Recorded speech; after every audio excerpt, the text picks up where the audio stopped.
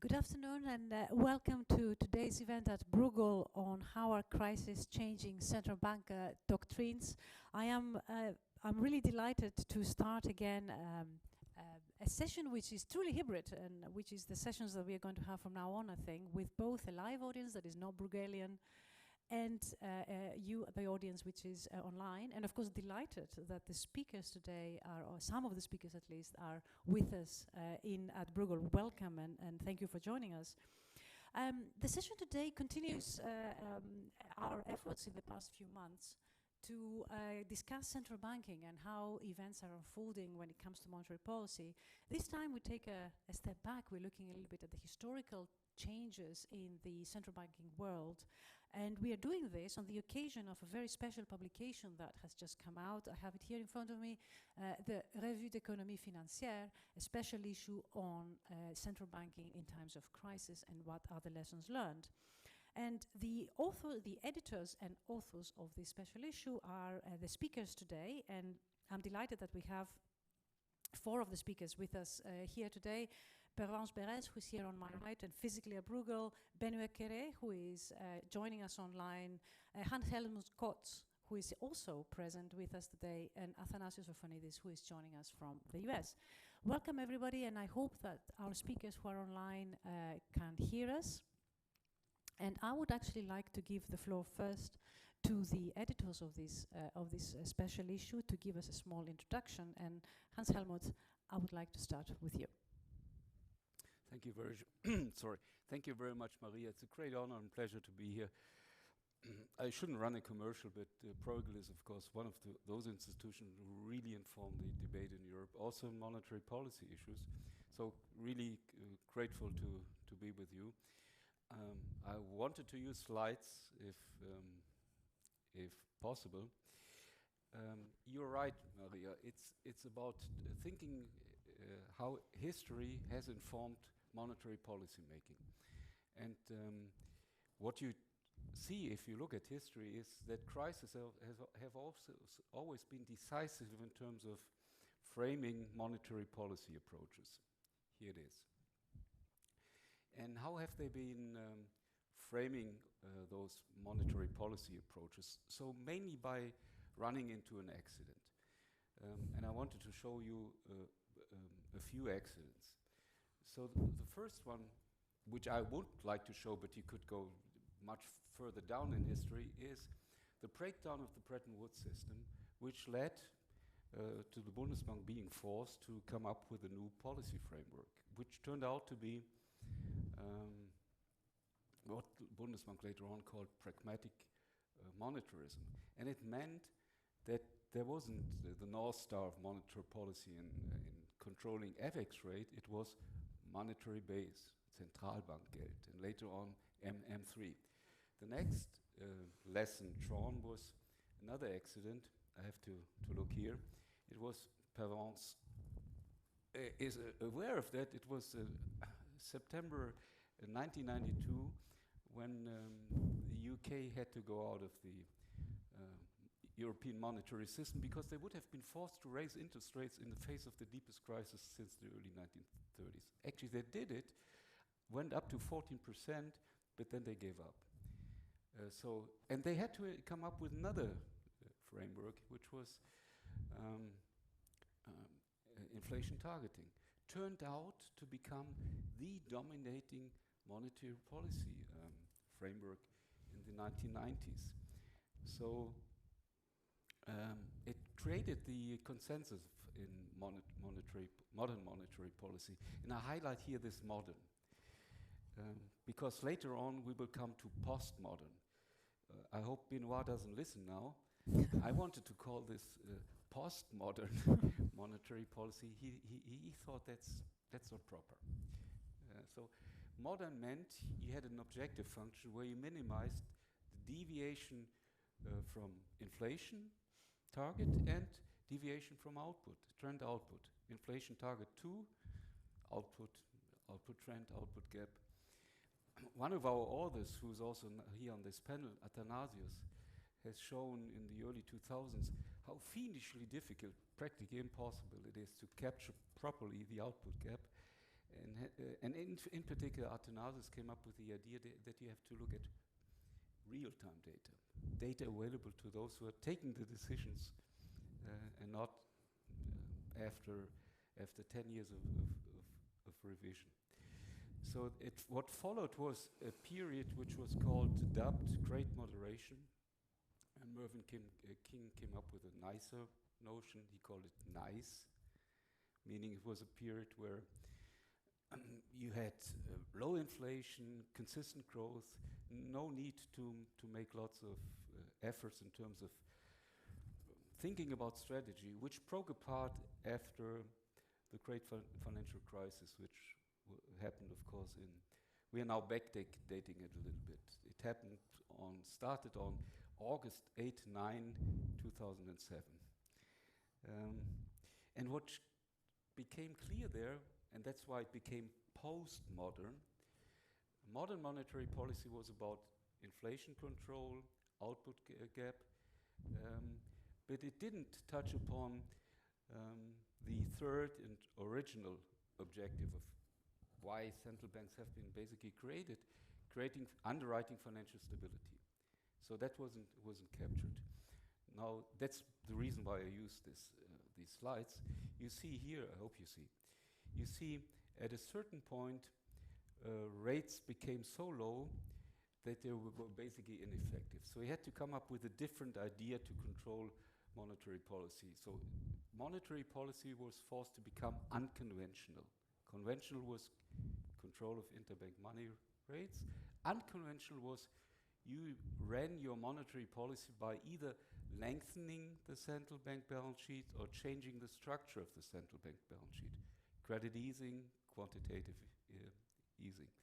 In Europe, in addition, we have this issue of potential instabilities as a result of spread widening across member states because they have very different background conditions, respond differently to shocks. So from 2007 onwards, Benoit, you don't have to look at this, postmodern. Policy rates at their lower bound, and the change in the approach to running the balance sheet, which was very much dependent on the context. For example, in Europe, we had what President Trichet called enhanced credit support. We were mainly looking at banks. In the US, you had quantitative easing. Capital markets are dominating there, hence it was much more focused on capital markets. So what was going on was, what started it off, there was the implosion of interbank money markets, no trust anymore. And you see it here. Suddenly in August, spreads widened dramatically between secured and unsecured interbank money markets. That's not shocking for anybody who doesn't work in that domain, but it was unprecedented. And it meant that you had come up with a stabilizing device to stabilize interbank money markets. And the ECB did just that, intervened on August 8, 9 with 92 billion gross, 60 billion net, was heavily criticized, hyperactive, panicky, but the diagnosis of the ECB was correct. ECB diagnosed it as a run of the banks on themselves in the wholesale interbank money market. So this was panicky. Maria, look, this was panicky. How would you call that? So interventions, central bank's balance sheet ballooned. Now, in 2018, 2020, there was a review of the strategy, and I won't go long into that, but it was basically about codifying the post-modern monetary policy. So all the tools which were new, in fact, historically we had many of them before, but all the tools which were new in the modern world were now part of the traditional monetary policy frameworks. And we have others like Philip Lane and Rich Clarida, who are explaining the approach of the Fed and the ECB. But moreover, additional objectives came on the field, and they had to do with climate risk. They had to do with fiscal coordination. So all the difficult stuff, which I won't touch upon, which is the job of Perez. Let me stop here. Wonderful. Thank you so much, Anselmo. That's actually wonderful. I'll give the word directly to Benoit. Benoit, do you hear us? Yes, thank you very much, Maria, and good afternoon, good morning to Athanasios. And sorry for not being able to join in person. I'm isolated at home with COVID, which I guess is a reminder that we may want to discuss normalization, but the situation is not quite normal yet. Indeed. In many aspects. Just to directly follow up on what Hans Helmut said, I mean, first let me say that both Hans Helmut and I were incredibly thrilled and proud to be coordinating this issue of the Revue de l'économie financière with so many brilliant authors, one of them, Athanasios, being here with us today. To follow up on what Hans Helmut just said, I mean, we devote significant space in this issue to discuss how central banks have consolidated their new knowledge and their new understanding of the world, what Hans Helmut has called the postmodern approach to monetary theory, particularly into their new monetary policy frameworks. And we have two really deep contributions by Philip Lane and by Rich Clarida, explaining what the Fed and the ECB have been up to with their new monetary policy frameworks. And to give a really broad brush description, I mean, these two new frameworks, so the Fed framework issued in 2020 and the ECB framework issued in 2021, have been primarily consolidation, all the novelties brought up by the crisis into united frameworks, so including the new instruments, QE, for guidance, negative rates, and the like. But there were also some novelties in terms of how the strategy was formulated. In the case of the Fed, the two main novelties, in my view, were first this notion that you should be able to make up for past shortfalls in inflation by temporarily overshooting 2%. Which can be described also as a temporary price level targeting, and then reversion to flexible inflation targeting once rates have been lifted.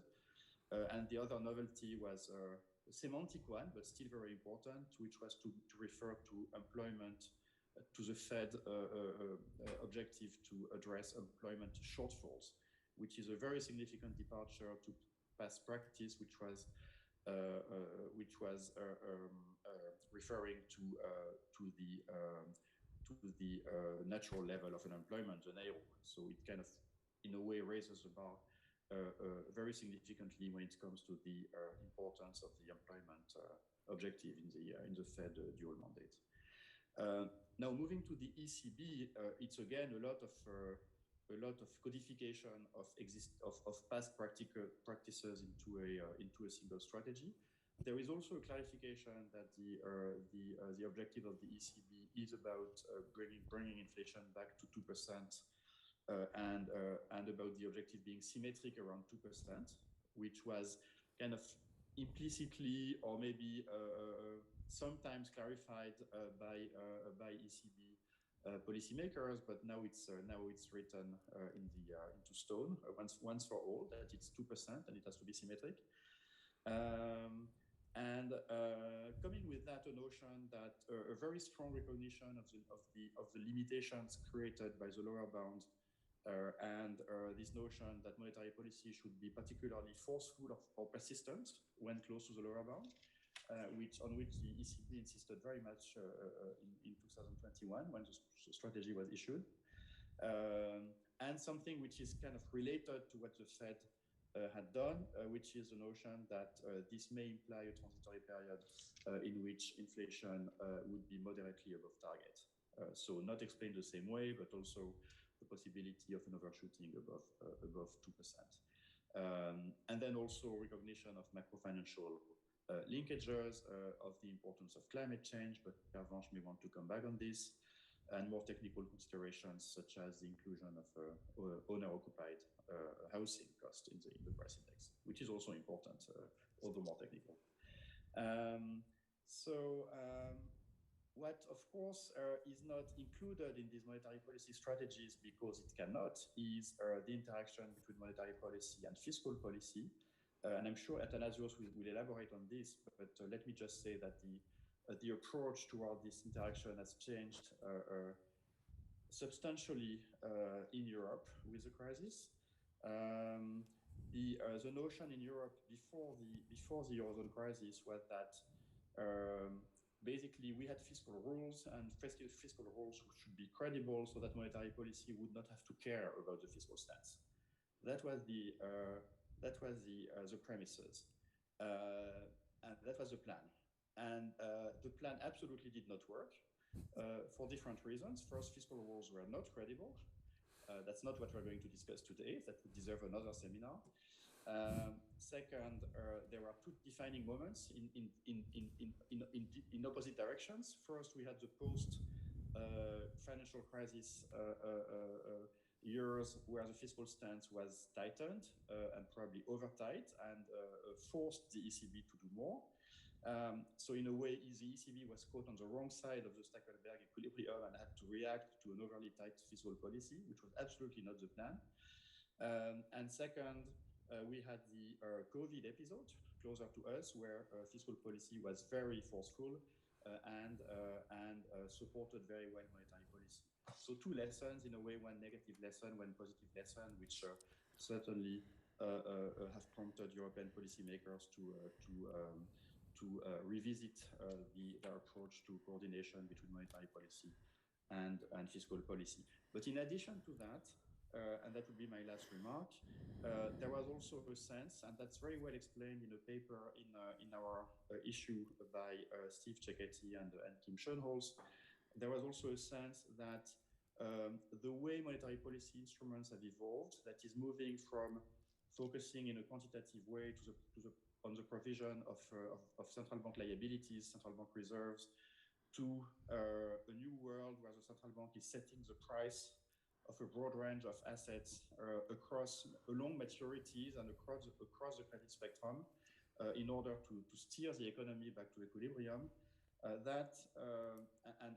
this notion that the balance sheet of the central bank was evolving towards being a credit surface, which the central bank would optimize to steer the economy, that has been, in fact, incredibly successful, but also it has created a broad discussion on whether central banks have crossed the line between monetary policy and fiscal policy.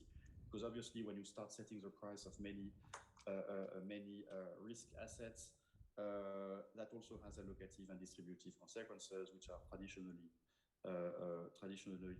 assigned to fiscal policy rather than to monetary policy. So this is a discussion. I think what would be really important to discuss today, and these are just questions I would like to throw into the discussion, is first whether these new strategies decided by central banks after drawing the lessons of the non-conventional episodes, whether how contingent are these strategies to the then prevailing economic and political environment, and how robust are they to the new environment with more substantial inflationary pressures and supply chain disruptions and geopolitical uncertainty, which is the world we are in today.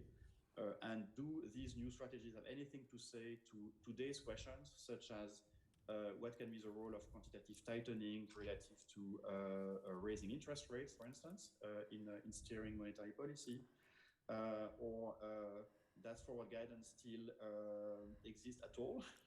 These are the questions that maybe the new strategies don't really provide answers to, but that's a question I'm asking. And a second question would be, how does the new partnership between monetary policy and fiscal policy how will it morph in the current economic environment, where fiscal policy should be expected to cushion the consequences of the war and the global disruptions on aggregate demand, while not adding to inflationary pressures, which seems as an impossible challenge. It is in fact possible if fiscal policy is about public investment, And so that there is an elegant way to reconcile political aspirations to build more resilience and more autonomy in our economies, supporting aggregate demand and at the same time not creating additional inflationary pressures. But the question is, will the current political economy deliver that kind of outcome? And I think the answer is still in the air. And maybe the last question, but here I'm anticipating maybe on Pervenche's discussion, is whether this kind of more multidimensional monetary policy strategy that has emerged from the crisis,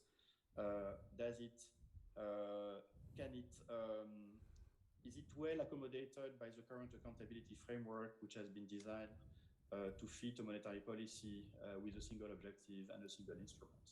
And should the accountability framework of the central bank evolve in reaction to this more multidimensional and more granular approach to monetary policy? So these are too many questions, and I stop. Indeed, thank you very much, Benoit. But you've raised all the questions that I'm sure that our audience has in their minds. And with that, let me just remind you that you can ask questions on Slido with the hashtag monetary. I am looking at this, so I will be able to hopefully weave the questions into our discussion. But with that, I move straight to Athanasios, who's going to tell us something about, I believe, the fiscal and the monetary interdependencies. Athanasios. Thank you, Maria. And let me start by also thanking Benoit and Hans-Helmut for inviting me to contribute to this very interesting volume. And reading through the whole thing, indeed, is quite informative for understanding how central bank policies have changed the different aspects, analysis of many central banks. So what I'm going to do is focus on the experience of the ECB by drawing some comparisons on with the Federal Reserve, and I will share a couple of slides if you allow me. I have my slides here, so I'm going to get to that. Give me a sec. And if you can see from the slide, I'm starting with a comparison of unemployment rates on the left panel between the United States and the Euro area, and two crises. The first crisis, the global financial crisis, September 2008 was when that crisis started, and we had this massive response by central banks around the world.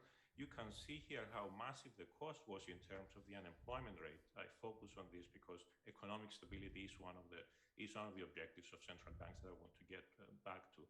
And I want us to recognize how much better the response to the COVID-19 crisis was.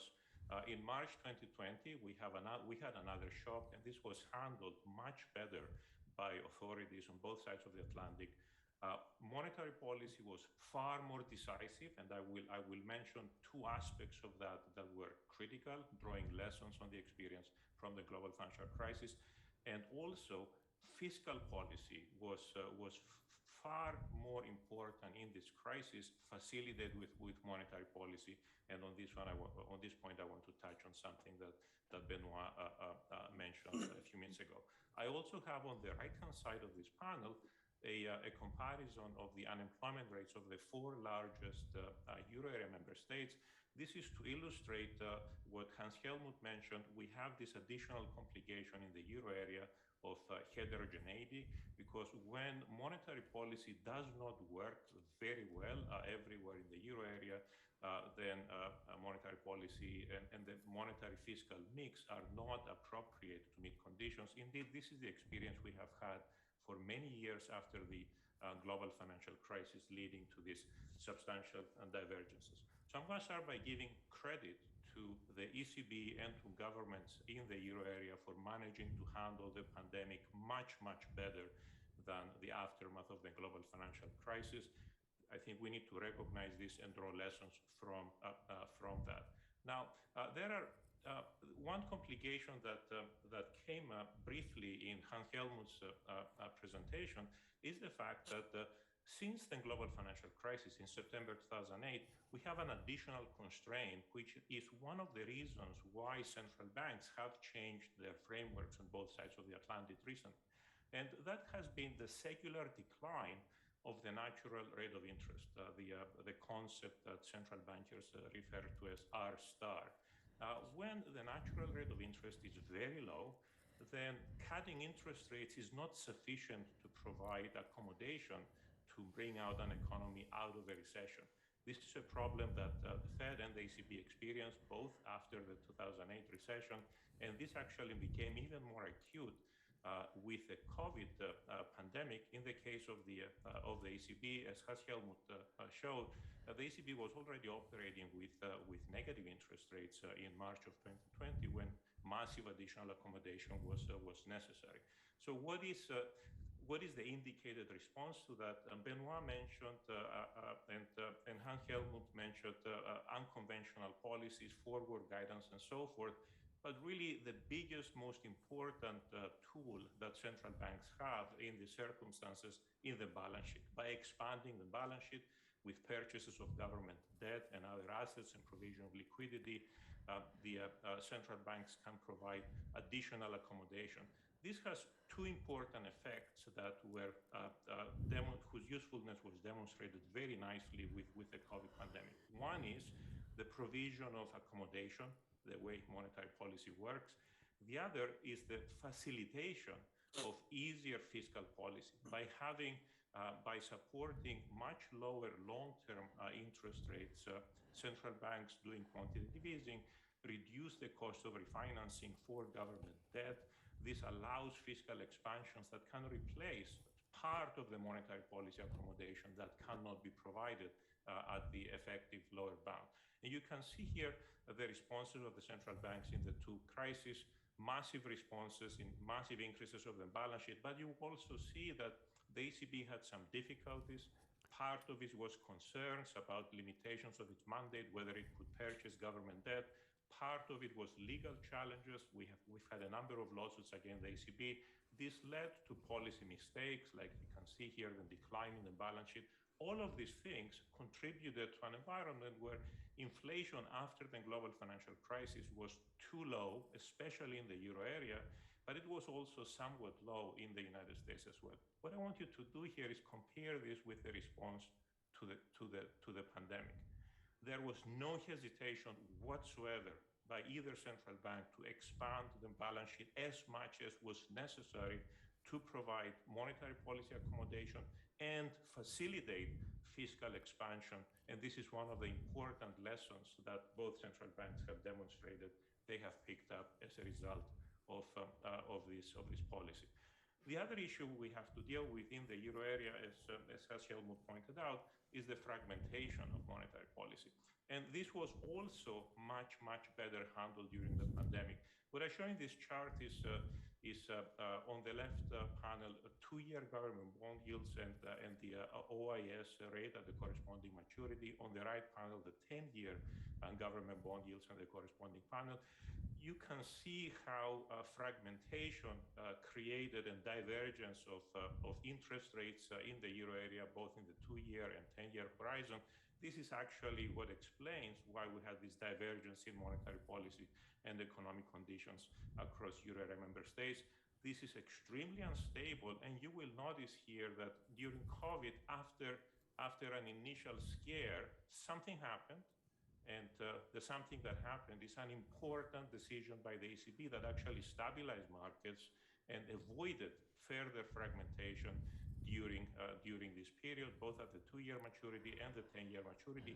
Even though, for those who sometimes say that all of these divergences can be explained with differences in fiscal policy, that's actually not the case.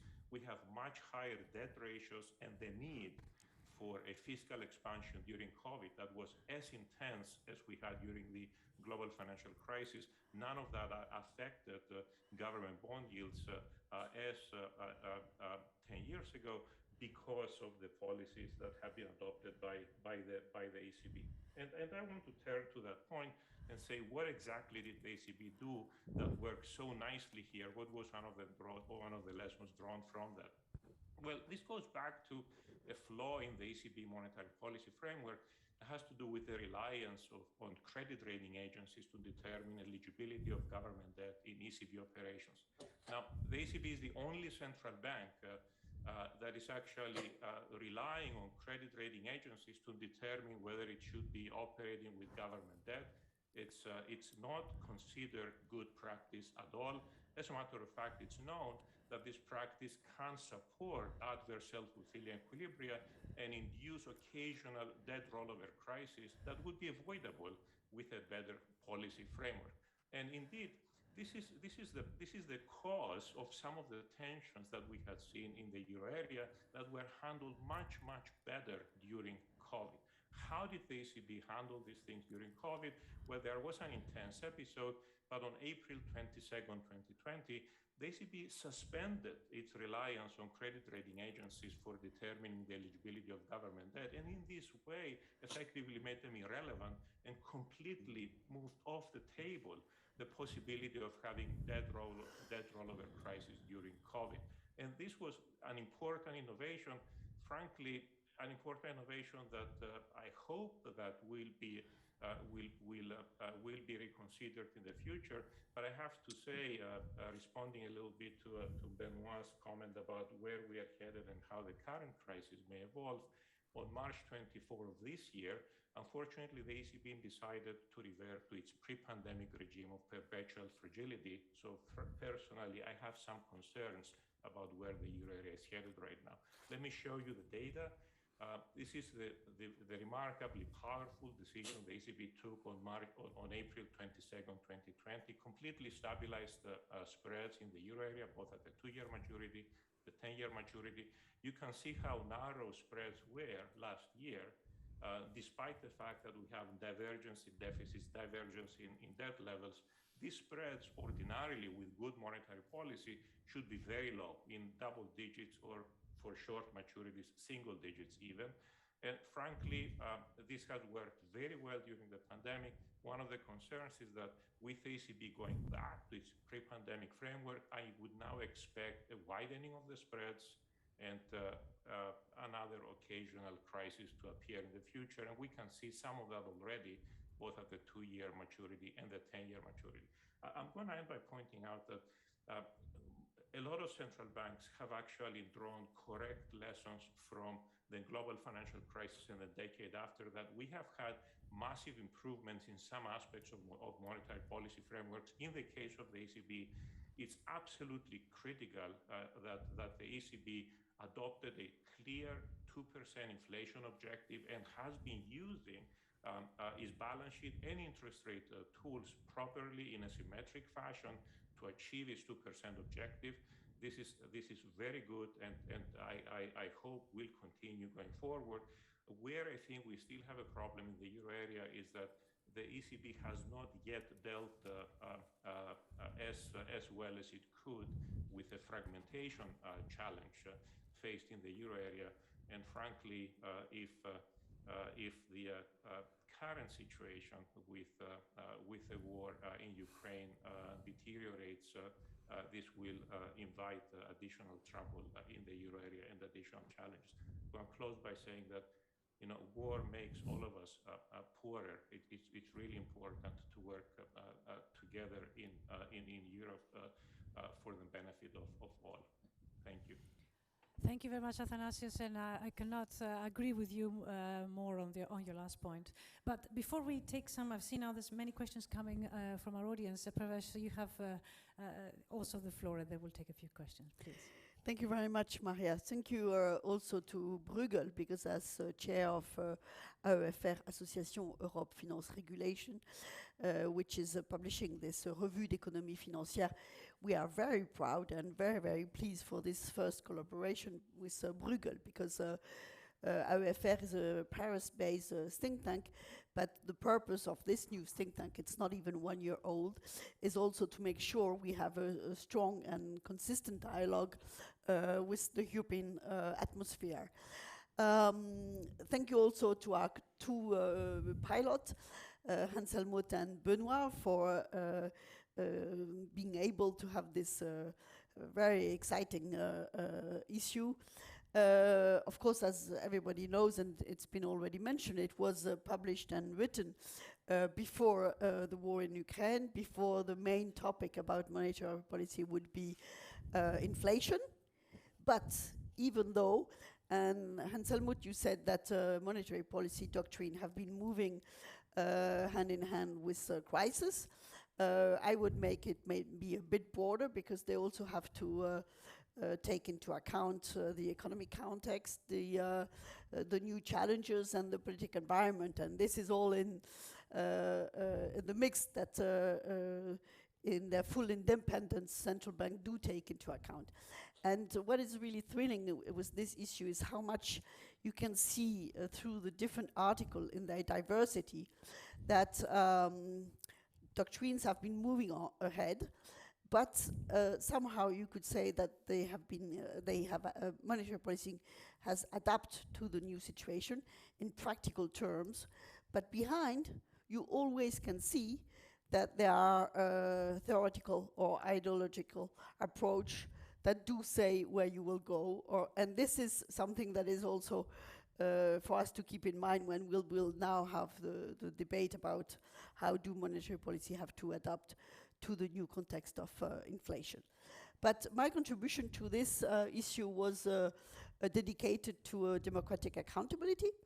And I think this is, of course, a very, very important issue that is not going to be undermined by the new debate around inflation, even maybe on the contrary. Let me go back to the logic of the treaty, because I will just mention en passant that during the conference for the future of the Union, and it was debated not later than on Monday in the European Parliament, that there will be an attempt for a revision of the treaty. But in this conference, nobody proposed to change any article on monetary policy, neither Article 127 nor 248, that defined the responsibility, the democratic responsibility of the central bank before the European Parliament and only before the European Parliament. Why am I insisting so much on this? Because I think this is sometimes in the public debate undervalued. If you compare the situation with the US, of course in the US, the Congress can modify the statute and have a strong power in the appointment of the member of the Fed, which is not the case in the European Parliament, even though the European Parliament has developed practice of monetary dialogue, hearings, not hearing exactly, the ECB doesn't want it to be called like this, and I believe they're supported by some political responsible. But all good practice that goes way beyond what's happening in the Congress. Just to give you one example, you have 4 monetary dialogue a year between the president of the ECB and the European Parliament. In the Congress, it's only twice a year. But this is an institutional aspect that we have to keep in mind, because if the mandate and the practice of central bank is moving, they move from the comfort somehow a situation they were when the Maastricht Treaty was written. What do I mean when I say this? Well, it's what you've been, the 3 of you, discussing. New doctrine have obliged central bank, including the ECB, to enter a non-conventional monetary policy. And this one does have an impact on, or side effect, beyond monetary policy. And there's now a full academic debate about the distribution effect, active or passive, of monetary policy in the non-conventional approach that needs to be included in the accountability debate. And this is one big chapter, but the other chapter is, of course, when monetary policy is entering the achievement of what we call the secondary objectives. If you look at the approach by the European Parliament, it all started in 1998. And the Parliament, from the beginning, always said that it needs to have a look what the ECB would do beyond the price stability when they will, following Article 127, look at the contribution the monetary policy can have for the proper wording of the treaty is the support to general economic policy in the Union. who is going to define this one? And who is going to define how monetary policy can contribute to green transition, to digital currency? I think nobody contests the fact that central bank can define and are the place where stability price can be defined. But when it comes to the secondary objective and to the consequences of non-conventional monetary policy, the question is open. It's a debate that is now quite strongly on the table of academics. In the European Parliament, it started to be, if I may say, a hot potato after the Karlsruhe decision. Because then I think the ECB also realized they might have an interest to strengthen and to go back to the logic of the treaty, which is this accountability of the ECB before the European Parliament. This was the start. And there's one precedent that can be used, which is the interinstitutional agreement that had been settled between the European Parliament and the ECB when the SSM was created. Because if you look at the logic of the treaty, it's exactly the same article that would allow such an interinstitutional agreement between the European Parliament and the ECB. It's still an ongoing process, and I understand for the time being, the chair, Madame Lagarde, doesn't have a mandate from the Governing Council to negotiate such an interinstitutional agreement, but I think this is going to be a very important piece of the debate. I don't want to be longer, just to allow for the debate with the audience, but I think this is critical point. And of course, I invite everybody to go back to our website where you can order or read the full issue. Thank you so much, Pervenche, and I cannot emphasize how important it is, the point that you raise on the issue of accountability. I mean, that is the basis of the democratic construction. So I think it's one should not underestimate how important this is, and I would really like to come back to that actually. But first of all, let me thank you all for giving us a summary. Actually, I think how you managed it. I'm not quite sure how you've given us such a good summary of what is, and undoubtedly a very, very rich contribution in your in the special issue of the review.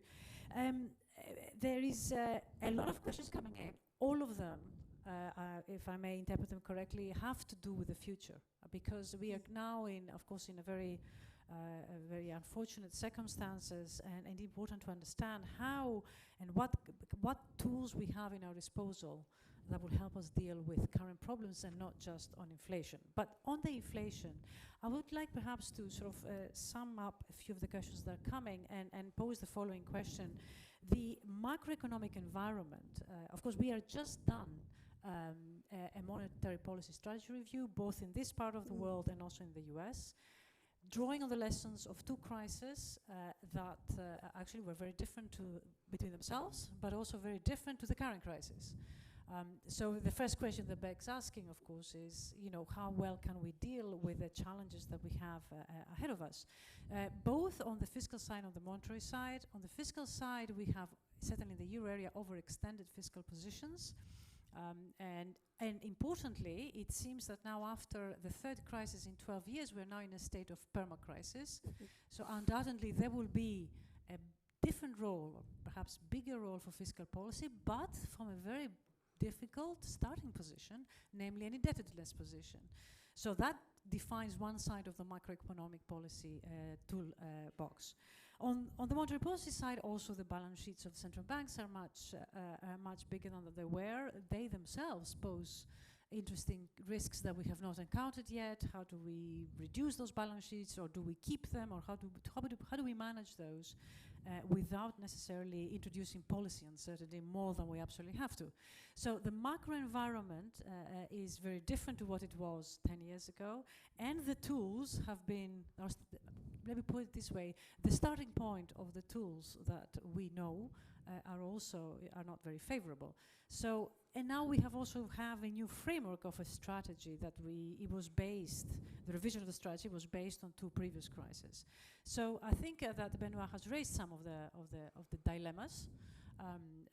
Inflation is now at levels that we haven't seen in decades, but they're also of the type that they have nothing to do with demand, or have perhaps less to do with demand and more to do with other stuff that doesn't necessarily are in the competence areas of the central banks.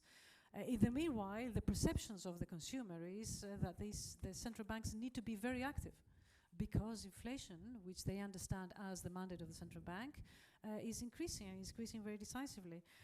So how do we begin to think about a very different world than the one for which monetary policy was first designed? Can I have your initial thoughts, perhaps starting back with you, Hans Helmut, on this issue? A few thoughts, and we can go back around the table, virtual table. So first, COVID was, in terms of the shock, pretty similar what we now have. This nasty war in the Ukraine is actually amplifying the issues which we were facing since March or February 2020. In terms of inflation, what is happening there is you have a negative shock on aggregate supply. You have issues with demand, not all over the place, in a very diverse way. So it's not only cost push and demand somehow in a very heterogeneous way affected by this. And that's now also happening in the wake of the Ukraine war. And much of that, from a very conservative monetary policy view, is simply beyond the reach of monetary policy. So supply shocks, if they don't turn out to become embedded, create spillover effects. Monetary policy cannot do much about it. And that is why it's important, on my book, not to go away, restart this strategy debate again. What is important is that the institution has credibility. And this credibility is anchored in its capacity to deliver on those things where it can have an effect. And now so you've been raising the most complicated question, which I can imagine. Now it comes to what Benoit said, the interaction with fiscal policy.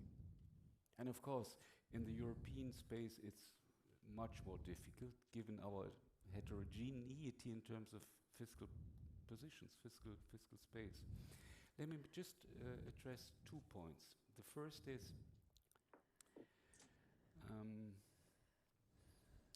we can easily end up, if things get bad, in a situation where rollover risk reemerges, where monetary policy becomes, in terms of its impact,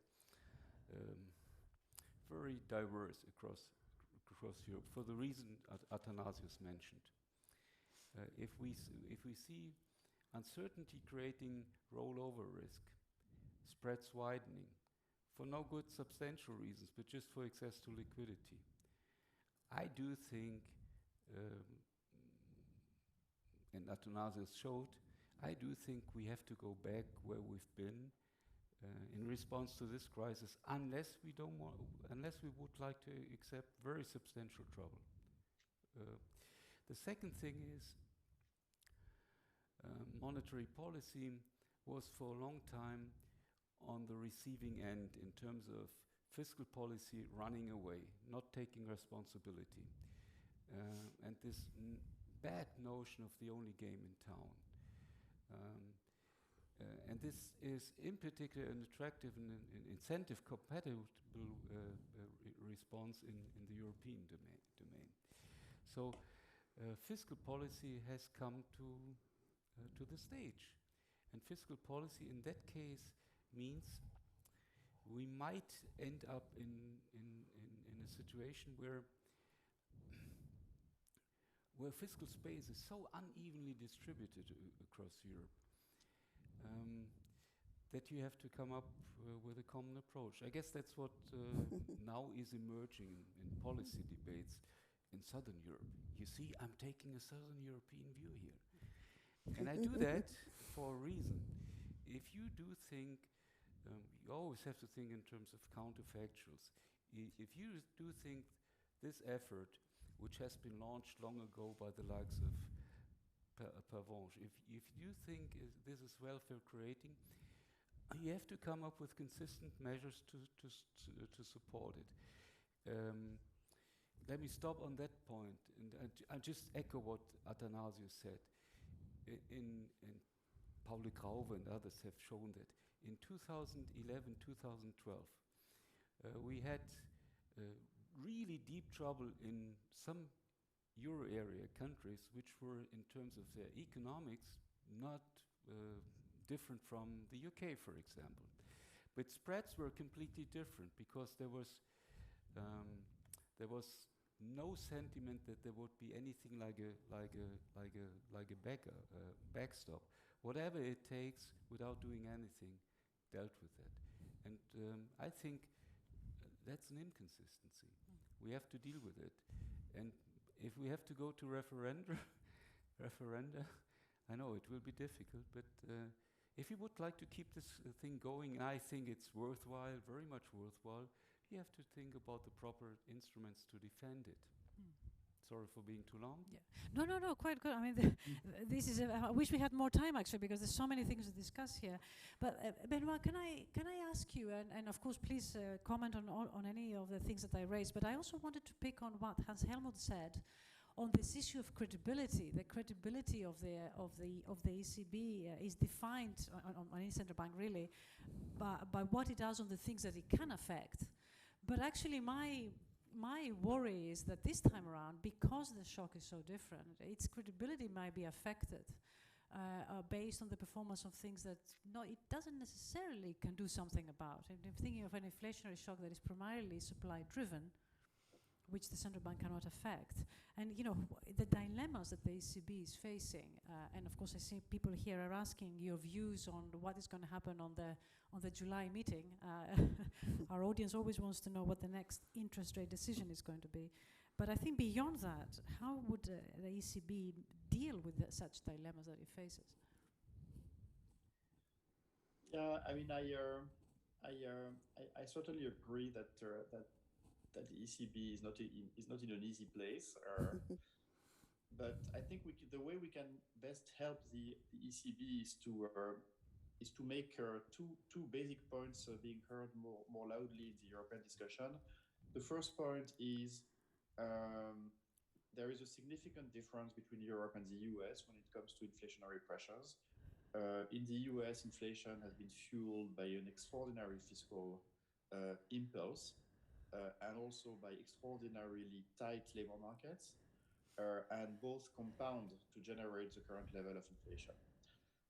In Europe, we never had as much fiscal impulse as in the US, and we don't have as much tightness in the labor markets, and wage pressures are building up, but they are still very moderate in comparison. So in all likelihood, and given the information we have today, the inflationary surge is more likely to be of a temporary nature in Europe than in the US. Which doesn't mean it's going to end tomorrow. Obviously, I mean there are kind of pent up cost pressures in the pipe, food inflation, energy inflation, of course, and this is going to continue to build up into downstream inflation. But the overall pressure is in the pipeline is much less than the US. I think that's not always very well understood. And second, as you said, Maria, the ECB cannot do that much in face of a supply shock. And here I totally concur with Hans Helmut that the best the ECB can do is to protect the credibility of its long-term anchor, that is the 2% objective, which implies that they may have to act as a way to kind of take out of the table the risk of a de-anchoring, of an upside de-anchoring of inflation expectations. and they may have, and given the current conversation around inflation, they may have to act and put their money where their mouth is. That is to act both on QE and on and later on rates to put that risk of de-anchoring to push it out of the conversation, and that makes a lot of sense. But still, fundamentally, the inflationary pressures are less in Europe than in the US, and eventually the ECB may have to do less than what is currently being priced in market expectations, which I think would be a relatively good outcome. So yes, it's about credibility. It's about showing markets in a visible way that the ECB is ready to act. I think that's absolutely appropriate. But it's also about monitoring the situation. And just to finish and to kind of echo a point Athanasios made in his presentation, certainly the ECB will have to keep a close eye on market conditions throughout Europe. That is on spreads. I think it is inevitable that spreads widen in an environment of against the background of monetary normalization. That is something that has to happen. But the ECB will have to keep a very close eye on spreads to avoid that spread divergences would add to fragmentation and would hamper monetary policy transmission. But I'm sure they are very well aware of that. And that, of course, is a great cue to pass to Athanasios and to come to the heterogeneity argument. And that, of course, there is various aspects of heterogeneity that are of relevance to the euro area in a way that they are not of relevance to the US at some level. Let me start with inflation. Of course, the comparison between the EU and the US when it comes to inflation is of the way that Benoit, you just described it. But if you look at national inflation rates, they range. I mean, in the latest numbers, the March numbers that I looked at, they range from 4 to 4.5% all the way to 14% in some countries. Right? They are small countries, and therefore they do not feed into the average numbers, but they are national numbers nevertheless, which of course adds to perceptions about, and that's why the issue of credibility that Hans Helmut raised is so important in my view. But heterogeneity is of course also on the margin of fragmentation. And here I come to you, Athanasios, because you've raised this point very vociferously. And what do we do? What do we do about this? How can the ECB manage its monetary policy objectives, but without introducing a monetary policy or any other type of uncertainty, policy uncertainty in the mix? And with that, I wanted to ask you a technical question, because I think you will have a view on it. I think we're all expecting that there is going to be an increase in the interest rates at some point in the near future. Can we imagine not a quantitative tightening, but a continuation of quantitative easing at the same time as interest rates go up, precisely with the view of sort of the monetary policy side tightening in order to manage the de-anchoring of expectations and of course the demand side, but reducing the risk of financial fragmentation by keeping some sort, and I'm not referring to any particular instrument, but some sort of a quantitative easing, not tightening? Thank you, Maria. And how much time do I have to address this? Well, if you take a few minutes. But let me start with the simple ones. So with respect to the July meeting, I'm going to follow Benoit. It's up to the ECB Governing Council to figure out what they're going to do. But I think we all agree right now that in light of how high inflation is, policy needs to be tightened.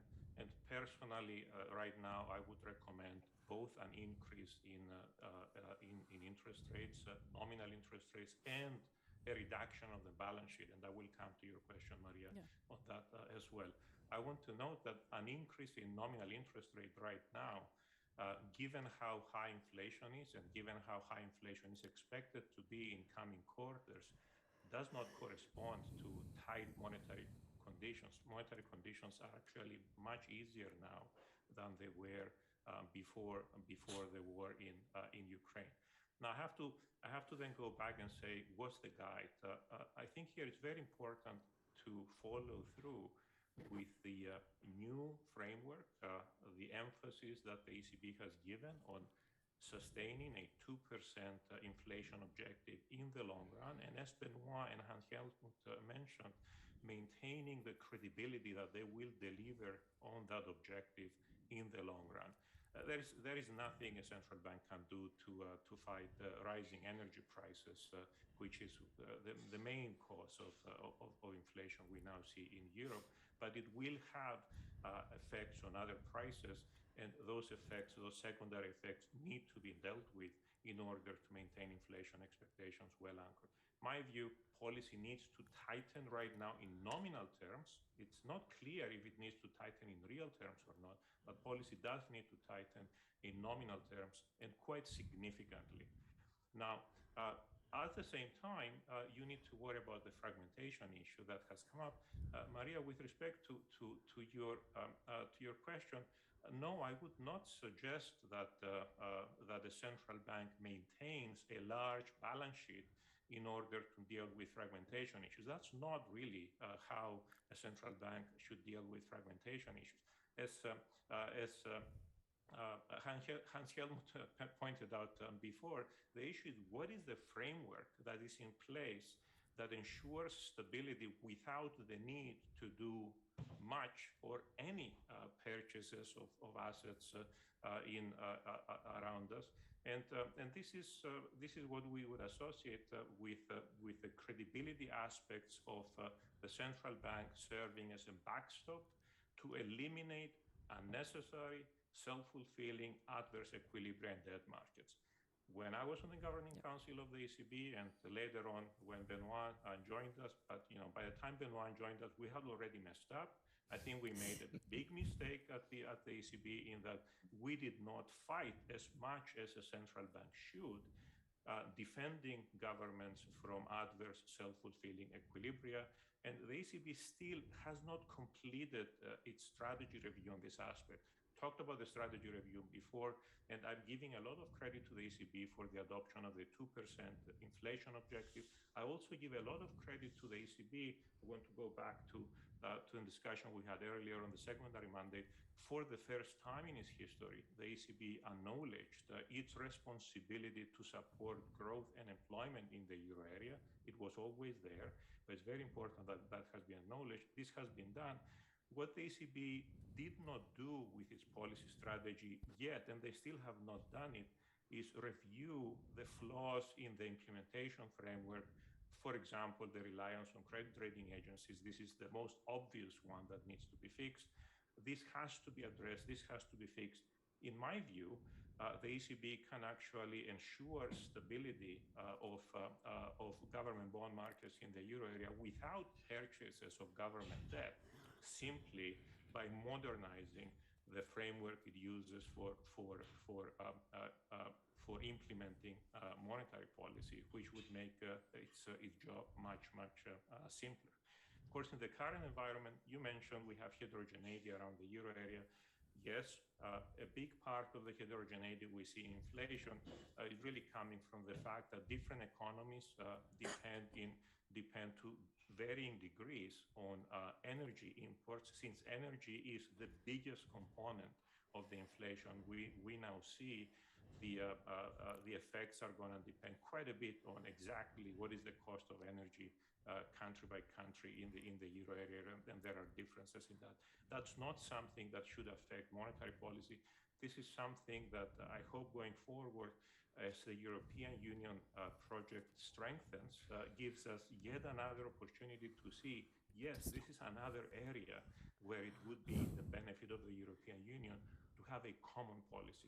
A common energy policy is in order, in my view, the very same way that I think we're recognizing since the war started, a common foreign policy, a common defense policy is in order, or at least going towards that direction within the limits that are allowed in the current treaty and what can be achieved moving forward. Let me stop here in the interest of time, but I can come back and respond to any specific questions that you may have. Thank you very much, Athanasius. And these topics, I can assure you, are very thoroughly discussed in Brussels and will be for some time. Can I come to you, Pravash? You've raised a very interesting point, which I think is underestimated and little known on the issue of accountability. Or when the ECB comes and speaks to the European Parliament, this is not done because it has to. It does it because it itself deems it a necessary part of its democratic accountability process. And you've made the comparison again with the US very instructively, that it does it actually at greater frequency than the US authorities do it.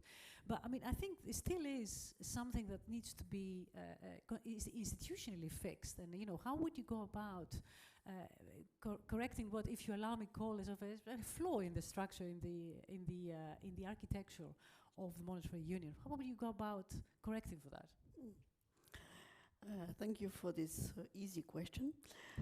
I've tried to answer it in the article published in the issue of the review. My broad proposal goes back to something the Parliament has had suggest from the beginning, because the whole question is how does, or part of the question is how does the ECB define its mandate when it comes to the support to the general economic policy of the Union. And for that, in full respect of the independence of the ECB, I believe that a full debate in the plenary of the Parliament with the President of the Eurogroup, the President of the Council, if needed, the President of the Commission, and the President of the ECB would be a good momentum to define this. It's easy say, not easy implemented, easy drafted, and blah, blah, blah.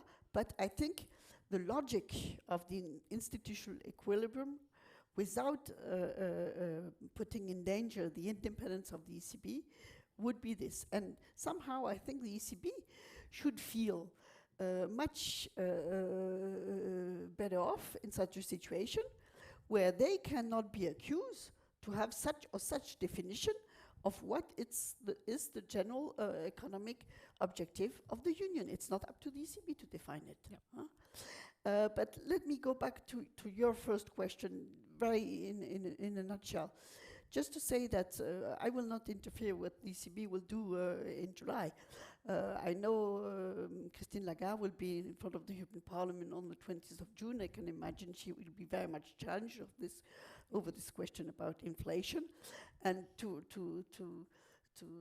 go back to what Athanasius said regarding energy, I fully agree with you, except now the challenge is a very short-term challenge, also with all the social consequences of the war in Ukraine, that will not be off the table with an energy policy that we know will take time to have a concrete result.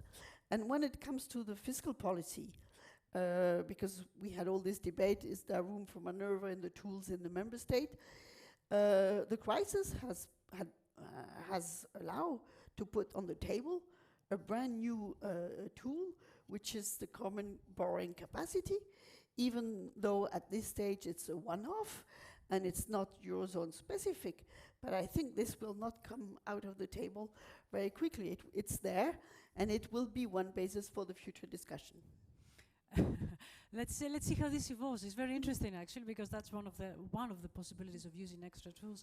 I like to apologize for running over time, but I find it absolutely essential that we discuss these issues, and since we have you here, what a great opportunity to do that. Perhaps I can do one more tour de table and ask you for one final thought on the way forward, because really the challenges ahead are important, and somebody has to prioritize. What would be your priorities in terms of the role of monetary policy, but also of broader institutional EMU, because you've all touched on them actually, broader institutional EMU in terms of being able to strengthening the robustness of the EU and of course managing important world challenges. Hans-Helmut, you can go first. Let me take one which is not at the forefront, but which was important for Bundesbank communication. The Fed has run its strategy review by going into the field. They called it the Fed Listens. And I do think it would be important to communicate as much as possible to not to markets, but to a general audience, what is happening, what institutions can achieve, and how institutions might or could cooperate. So creating a basic, if you like, an enlightened discussion, debate about monetary policy. And I think this is a charge which national central banks should and have to contribute to. So communication. Wonderful. Thank you very much, Benoit, for your last thoughts. Well, I think that the current environment is one where, once again, we can see that the ECB can act in a credible way only if she can rely on European governments to get their act together and to avail of instruments in all areas where the ECB cannot act itself. And we've learned it, and the sad story is that we've learned it the hard way in the last 15 years. We learned it when it comes to fiscal policy, and then we learned it when it came to bank supervision and bank bailouts. And now we are learning it when it comes to energy policy. That's what we're discussing today. And the ECB can deliver on its mandate to steer a single monetary policy only if governments provide the ECB the necessary comfort in terms of acting together and finding the right commonality and the right instruments. And the sad story is that every time we have to have the same discussion and to learn it the hard way. And let me add, and that maybe that might be in reference particularly to the French discussion, that it's particularly dispiriting to hear part of the political classes and the political the body politics in some European countries asking for disobeying European rules at a time where Europe needs unity to deliver on its benefits for citizens, and that matters also for monetary policy. So we are at a time where Europe needs to be united, and whenever Europe cannot act, they need to find a way to act together. So is that about moving away from unanimity rule? Is that about creating new instruments? I don't know, and that has to be a political discussion. But what I know is that we need that discussion to take place if we want the ECB to be robust and credible. Yeah. Thank you very much. That's very, very clear. And Athanasius? Thank you, Maria. So I'm going to start by saying that let's have the low-hanging fruit first. I think it's very important for the ECB right now to avoid own goals. Some of the mistakes that were made after the global financial crisis should not be repeated. The ECB has a lot of power to act forcefully within its mandate. I think it would be useful if the ECB communicated more clearly how it will avoid unnecessary crisis going forward. That requires a review of its policy framework and a change in the implementation of monetary policy framework, regardless of what governments do. When it comes to the EU overall, I fully subscribe with what Benoit says. Europe cannot proceed and really achieve the European ideals well without the governments coming together and recognizing that we need to deepen the union in a number of areas, as he suggested. And frankly, I mean, wars focus the mind. The European project was built to preserve peace in Europe. We see that what we have done so far is not sufficient. We need to move forward more forcefully if we want to achieve that ideal. Thank you very much. Pervenche, you have the last word. Do you think that Europeans are ready to move forward in the directions that the other panelists have implied? Somehow it might look like a paradox, but I would be quite optimistic. Oh, that's nice. No, but look. During the great financial crisis, we did a mini mistake. We did it too late, too little, blah, blah, blah. With the COVID, the Union had no competence in terms of vaccine, and we did it. Yeah. With the Ukraine war, the taboo of financing arms fell very quickly. The question now is, I will add something maybe less optimistic, because I think regarding the situation in Ukraine, the coming months will not be as easy somehow as what we have been going through. But this is why we really need to stick together. But the way to stick together is always is also to recognize the real situation. And in the real world, the question of the social and economic consequences of this war in the Union will have its weight on the monetary policy that cannot ignore it, with the risk of fragmentation and spread among member states. And this is the reality we all have to face, but that monetary policy will have to take into account. Taking into account that up to now, the banking sector didn't move or was really stable during the two first crises, I mean, during the COVID crisis and the beginning of the war. What will happen if interest rate move, we will see. But up to now, they have remained relatively stable, which is also something very positive we have to acknowledge. Oh, absolutely, that we have actually done something to increase the resilience up till now, and we are reaping the fruits of that. So thank you very much for at least some optimism. And with that, I apologize for running over time, but I think it was absolutely essential since we have you here, and we are very honored that you took the time to listen to you and to the many messages that you've given us. We all look forward to reading the papers. I certainly recommend that you do read the special issue of the review. It has got many very important contributions of people with a great know-how on the issue.